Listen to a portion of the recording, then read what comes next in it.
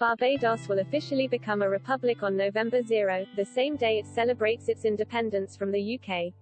The historic birth of the world's newest republic will be witnessed by Prince Charles, who flew across the Atlantic overnight and was welcomed in Bridgetown by the country's Prime Minister, Mia Mottley. Barbados' decision to become a republic has been welcomed with mixed feelings among both Barbadians and commentators abroad. While some believe the Barbadian government is severing once and for all its links to the UK and its colonialism past, others are concerned the new independence from the Crown may be short-lived as China appears to be expanding its influence in the Caribbean. Barbados signed up to China's Belt and Road Initiative (BRI), a strategy seeking to connect Asia with Africa and Europe via land and sea networks to stimulate growth and trade, shortly before the beginning of the coronavirus pandemic in 2020. Moreover, an office in Beijing has been opened to facilitate investment in the Caribbean nation. In recent years, China has reportedly plowed into the Barbadian economy more than £400 million to improve the country's homes, infrastructures and to build a hotel. Royal author Robert Hardman commented on China's investments into Barbados, writing in the Daily Mail, just days before the start of the pandemic, Barbados signed a new Memorandum of Understanding, making the country a new member of China's Belt and Road Initiative, enjoying new benefits in shipping, aviation, infrastructure and modern agriculture. There is, of course, no such thing as a free lunch. The debts for the country's new Chinese buses, buildings, roads and hotel complexes must be repaid in some way. Similar cynicism over why Beijing may be interested in investing in Barbados has been expressed by Tory MP and chairman of the Foreign Affairs Select Committee, Tom Tugendhat.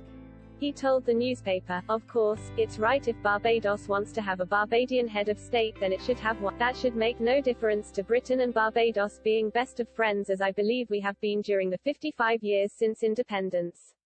But be under no illusion that China is pumping all this money into the Caribbean out of the goodness of its heart. I see it as a slow, long-term erosion of democracy. From China's perspective, removing the Queen is a symbolic success that will encourage greater effort. China seems interested in investing also in other Caribbean nations. Last week, it announced the creation of a £205 million, $274 million ring road for Jamaica's second city, Montego Bay. Twitter users also spoke with concerns about the possible influence China may exercise on Barbados after it will cut ties with the Queen.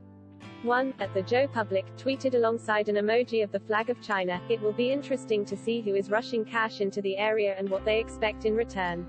A second, at Kansas_kid wrote on social media, "I think we all know which country will be there. China is doing the same with many of the Pacific Islands." And a third, at Dakin John, said responding to a tweet celebrating the creation of the Republic of Barbados, "There is concern that I have read that Barbados may fall under the influence of China." The Daily Express royal correspondent, Richard Palmer, also noted, "There's been much coverage in UK papers about China investing large sums in the economy of Barbados and other Caribbean islands." In the run-up to Barbados officially cutting ties with the Crown, Ms. Mottley slapped down suggestions over China and Barbados' relationship.